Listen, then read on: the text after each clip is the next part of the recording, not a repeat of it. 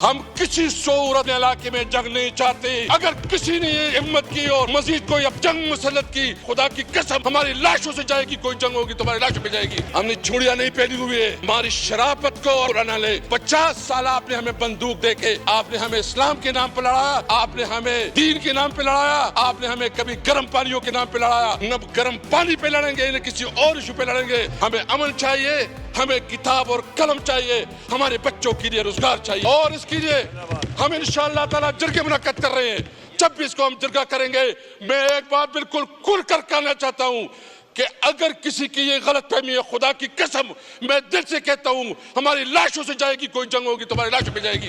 इस तरह नहीं हो सकता। हम कोई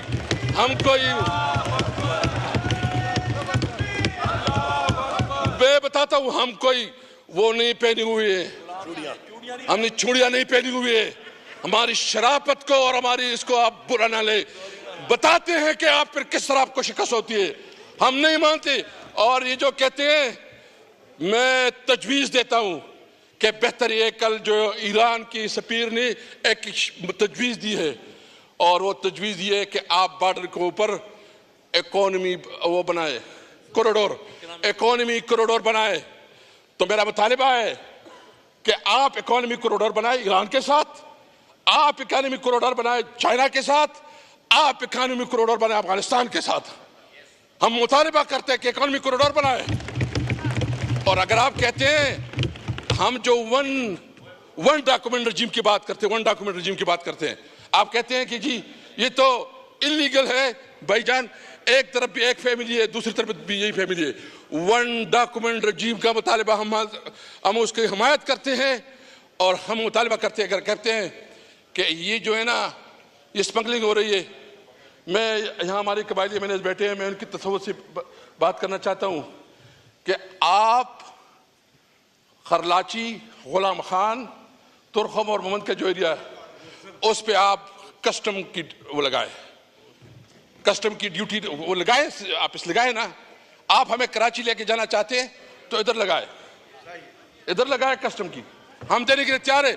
हमें बिजनेस करने दो, हमें बिजनेस करने दो, हमें जीने दो।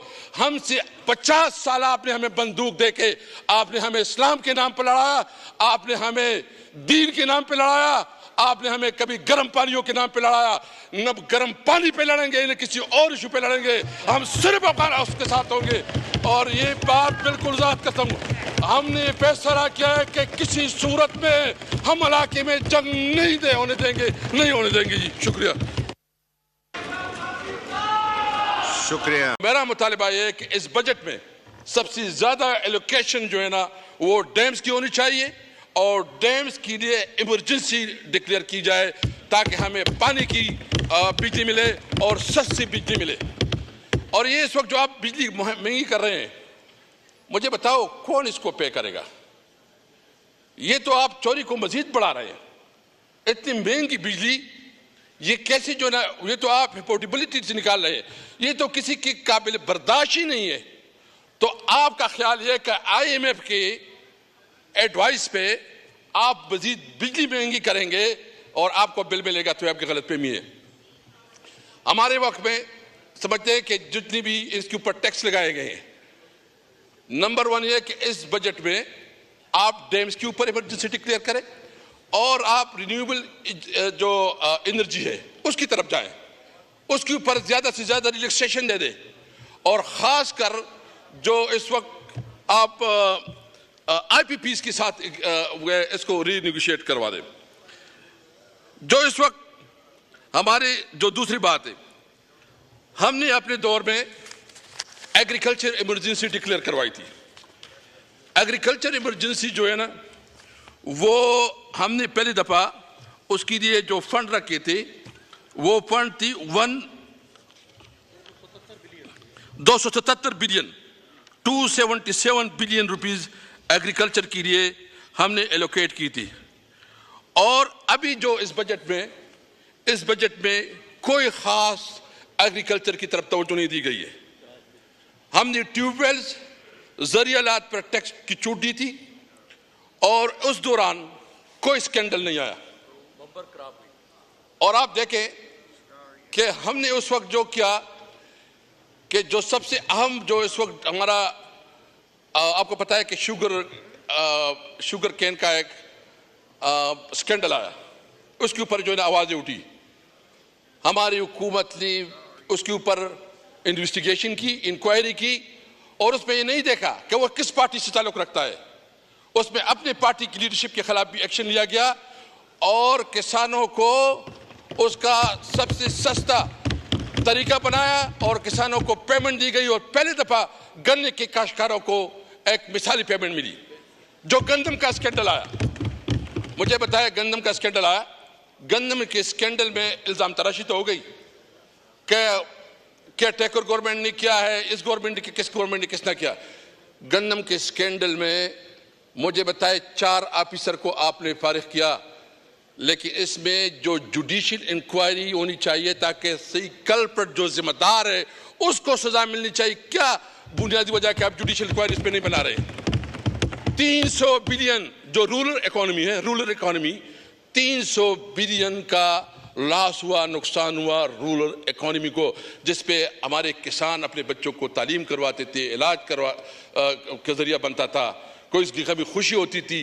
आपने किसानों की मुंह से नवाला छीन लिया और आप कहते हैं, मुझे अफसोस इस बात पे है कि मरियम बीबी टीवी पे इश्तिहारात देती है और 2-3 लड़के बैठे होते हैं और वो ड्रामाबाजी करती है कि हमें तो होगा।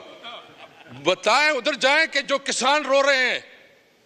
आप देखें कि इस वक्त जो शुगर मिल मालिकान हैं वो पेमेंट नहीं कर रहे हैं किसानों की। मैं पूछता हूं, साहब हमारे मैनेजर बैठे हैं, कोई पेमेंट नहीं हो रही है। आप ड्रामाबाजी कर रहे हैं और कह रहे हैं। मैं तो समझता हूं कि पंजाब इस वक्त सबसे बदतरीन गवर्नेंस हो रही है, उसमें जो बदतरीन इंसानी हुकूक की वायलेशन हो रही है। ये तारीख में इतनी बदतरीन हमें जड़ से नहीं की नहीं जा रहे। हम अगर कानून के अंदर रहते हुए एहतजाज करना चाहते हैं, एहतजाज नहीं करने दिया जा रहा। आप किसान को रुला रहे हैं। फैसलाबाद में हम गए, फैसलाबाद के हमारे नुमाइंदे हमारे साथ बैठे हैं। 60% 60% आपकी इंडस्ट्री बंद हो चुकी है। हमारे दौर में हमने वहां इतना ज्यादा टेक्सटाइल इंडस्ट्री को इतना ज्यादा मराहत दी कि टेक्सटाइल इंडस्ट्री में मजदूर नहीं मिल रहे थे। हमने जो कंस्ट्रक्शन इंडस्ट्री है इनको बहुत बड़ा पैकेज दिया, इकोनॉमी उससे शुरू हो गई। मैं सिर्फ ये पूछना चाहता हूं कि सब कुछ के बावजूद वहां कहा जा रहा है कि जी बहुत बड़ी हो रही है, माशाल्लाह। क्या हो रहा है वहां? तो आपने पंजाब को पाकिस्तान ने दुनिया का सबसे बदतरीन सूबा बना दिया है। उधर जो पोजीशन हो रही है, अभी मैंने देख लिया टीवी पे कि हमारे 4 लोगों के ऊपर डीसी ने 4 लोगों के ऊपर जो है नजरबंदी का ऑर्डर जारी किया। शर्म करना चाहिए इनको।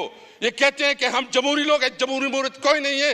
ये सिविल मार्शल लॉ है पंजाब में। आए जिसने अगर करना है आए अगर किसी ने जज से करने हैं KPK में हम इसको इजाजत देते हैं। आपसे तो कोई काम नहीं सर। अच्छा, बॉर्डर की बात हो रही है, बॉर्डर के ऊपर कहते हैं स्मगलिंग हो रही है।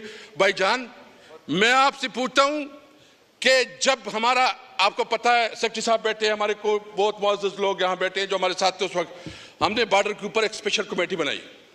हमने अंगूरा पे, खरलाची पे और गुलाम खान पे हमने बिजनेस शुरू किया। उस वक्त कोई 400-500 मिलियन डॉलर से लेके हमने 1.7 बिलियन डॉलर तक अफगानिस्तान के साथ तजारत शुरू की, एक्टिविटी शुरू थी। हम अफगानिस्तान के लिए हमने टारगेट रखा था कि हम 3 बिलियन डॉलर तक हम पहुंचाएंगे, लेकिन ये हुकूमत आई, अफगानिस्तान के साथ आपका कारोबार रुक गया। जो हमारे सेंट्रल एशिया के साथ तवक्कुआत थे, सेंट्रल एशिया के साथ आपने कारोबार खत्म किया। आपने अफगानिस्तान, ये जो बॉर्डर पे जो लोग बैठे हुए हैं इस वक्त पूरे बॉर्डर पे लोग एहतजाज कर रहे हैं और एहतजाज भी किया। मेरे हमें भी कहा, तो आप तो वहां एक नया जंग शुरू करना चाहते हो। वहां तो बददमनी की बहुत सूरत हाल है और ये जानबूझकर किया जा रहा है ताकि जवाब पैदा किया जाए और पाकिस्तान में अनकॉन्स्टिट्यूशनल कोई एक्ट क्रिएट करना जा रहा है।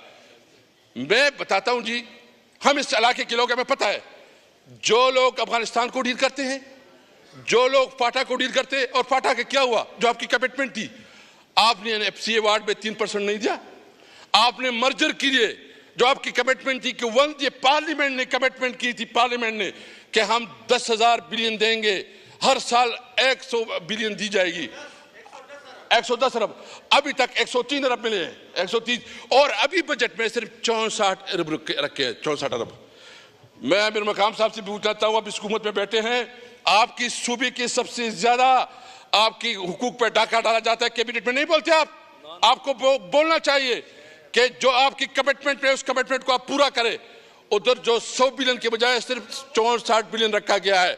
आपने अफगानिस्तान के साथ उन लोगों का कारोबार खत्म किया, बिजनेस खत्म किया। क्या वो खाक खाएंगे? क्या वो शाम पे क्या खाक खाएंगे? क्या वो इंसान नहीं है? क्या आप इसको इंसान नहीं समझते? मुझे पता है जो अफगानिस्तान को डील करते उसको समझ ही नहीं है, उसके पास वो जहन नहीं है। वो अगर तुमसे नहीं हल होता, हम ऑफर कर रहे हैं कि अफगानिस्तान की हुकूमत के साथ हम बात करेंगे, कर सकते हैं। हम इमरान खान की बहुत बड़ा रिस्पेक्ट है अफगानिस्तान में, उसके ताल्लुकात को इस्तेमाल कर सकते हैं। मैं बजाते खुद मौलाना फजल रहमान साहब से रिक्वेस्ट करूंगा कि आप हमारे साथ अफगानिस्तान मामलात को सुलझाने के लिए, महमूद जगजई साहब से हम रिक्वेस्ट कर लेंगे कि आए।